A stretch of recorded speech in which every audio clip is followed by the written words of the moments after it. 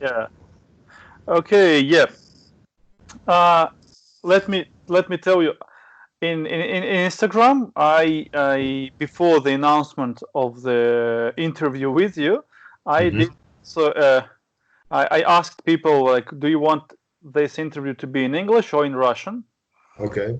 I honestly thought that most of people would like to have it in Russian. Yeah, because 99% of my followers, anyway, they are Russian speakers. They can Okay. speak English, some of them, but 70% or 76, I believe, they wanted to do it, to make it in English.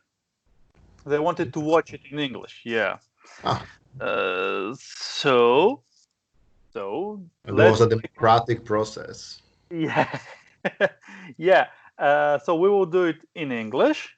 We will do Hmm. it in English, but of course, you can change into Russian, into Tatar, anytime you want, anytime you think it's appropriate for you.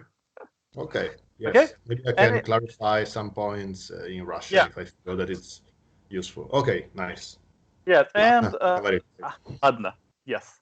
Okay. And one more thing is that it's from one side it's very good that we will talk now. Yeah, we talked last time. We will talk now because like how many 1 week or 10 days passed? Yeah, Yeah. no, quite a lot.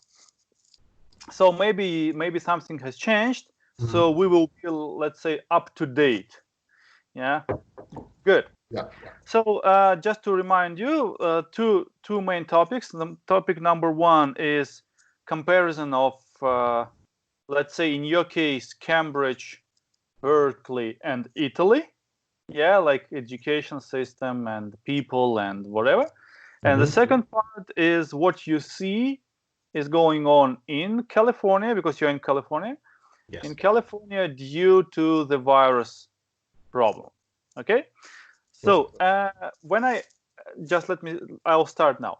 When I asked, when I talked about the interview with my friends, with you, they were so interested, and all of them asked, when can we see that, and can you record it? And there were usually were two things. Uh, how they were saying it is impossible if you are a simple guy to study in Cambridge. Yeah, yeah. And I said, "Come on, he is simple guy. Yes, he is clever. But he is simple." And the second thing is, mm, those all those ratings about universities usually are done in America, and so critics say that of course American rating shows American universities first. Yeah, Hmm. if you look at I don't know, at European ratings, maybe America won't be the first. If you look at Russian ratings, maybe Russia. Well, I don't think Russian will be first, but anyway. So, do you agree and or disagree, or to what extent do you agree that the ratings are correct?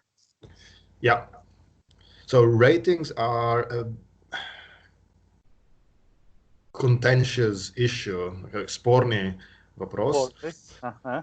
Why? Because they reflect and are influenced by some,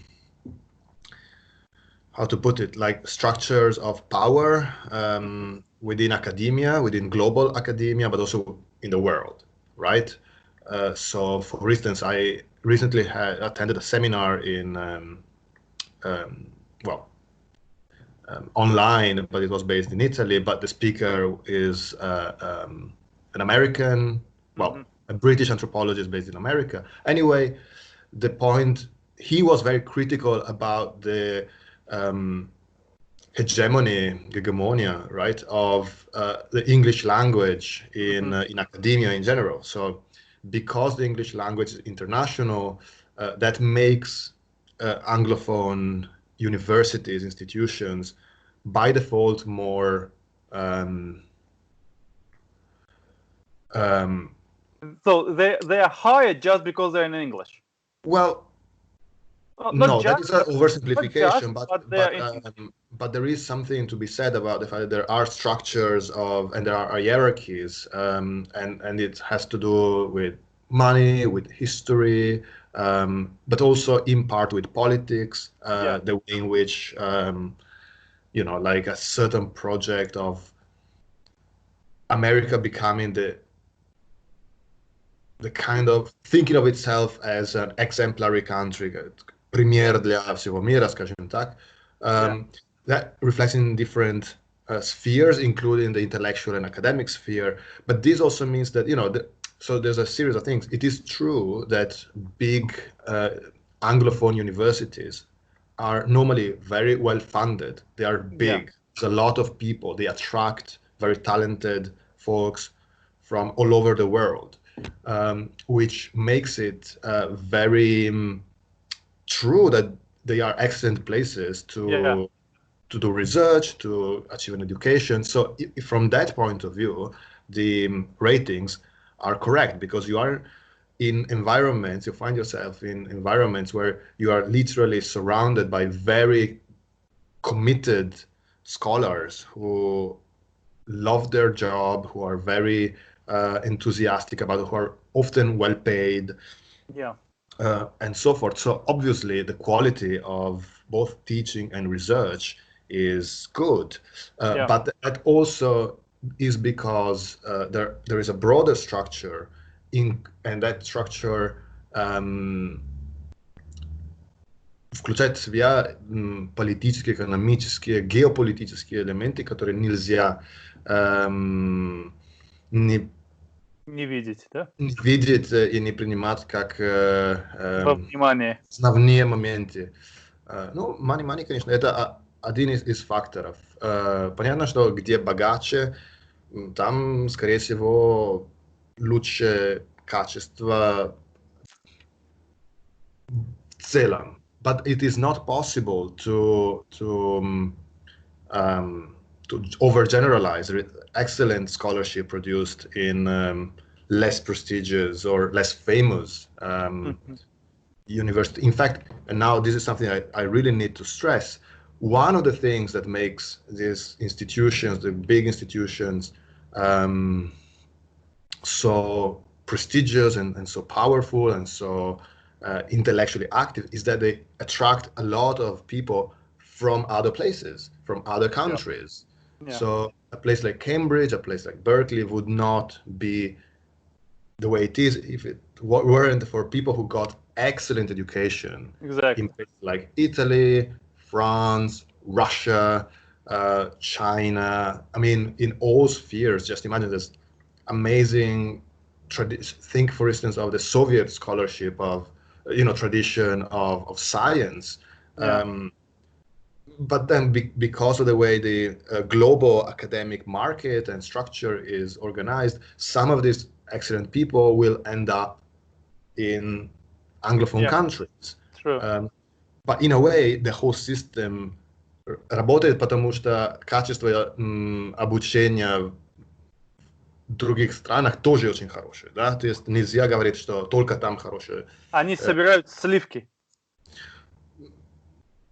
Можно так сказать, но понятно, что если сливки есть в других уголков мира, это значит, что места, да, как Италия, как Европа, как Россия и так далее, есть способ производить таких качественных исследователей, студентов и так далее. По поводу простого simple guy in Cambridge. Я о себе даже не буду говорить, но я могу сказать, что все есть. В местах как Cambridge, you find really a broad spectrum of people. You do have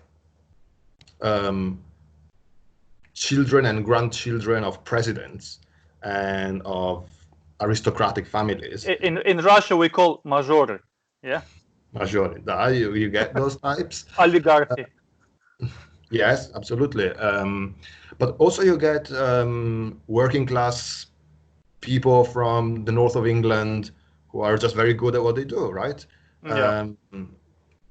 So normally, so for instance, my общежитие in Cambridge was one of the cheapest, I think, and I had the cheapest room. And most of my society, my flatmates were very down to earth, very Very simple. нормальные пацаны такие, Нормальные пацаны, да. not fancy, not Show off. yeah. Maybe you see those in other settings, more costly accommodation. Because it's so big, you will find pretty much all sorts. So yes, Yeah. it is undeniable that that you might encounter privilege Yeah. more than in other settings, but you also find just people who happen to be very passionate. And again, it's not, I mean, honestly, it's very normal people who, it's, like young men and women who enjoy the usual stuff. Some of them are nerds who really like the kind of genius type, Okay. like very, которые не выходят, короче, из лаборатории, например, или весь день там сидят, работают, или которые не выходят. Есть такие, конечно, но я бы сказал, что все-таки большинство студентов просто очень любят свое дело, очень целеустремленно работают и развивают их направление, их исследование, их поле, но зато они обыкновенные, хорошие ребята, которые не сильно отличаются от среднего человека. So you are a good example of such people who made the dream come true, yeah? Like Cambridge. Okay. Well, I still it's very interesting for me too. That yes, I understood you that it's not only about money. It's not only about politics. It's also about the system of education, which filters good students and make them best students. Yeah. So the system itself works well. And you can recommend those simple guys if they want, if they love what they do, just go and apply and do your best. It's possible. Sure, exactly. I mean, I wouldn't say that it works perfectly. Again, privilege and mobility, there's so many things, but for what I can say, I come from very provincial background, такой провинциальный background. Венеция. Нет, я из самого Венеции, я из села рядом, где-то 30 километров. Городок совсем небольшой. Мои родители не получили высшее образование. То есть 100% мой дедушка работал на заводе. То есть такой бэкграунд совсем средний. Да. Просто такой человек с большим интересом. Ты целеустремленный. Ну да. Поэтому я могу стопроцентно сказать, что если есть твердое желание и желание работать и готовность как-то стопроцентно посвятить себя на дело, на миссию, возможность есть. Я всегда говорю, что самое главное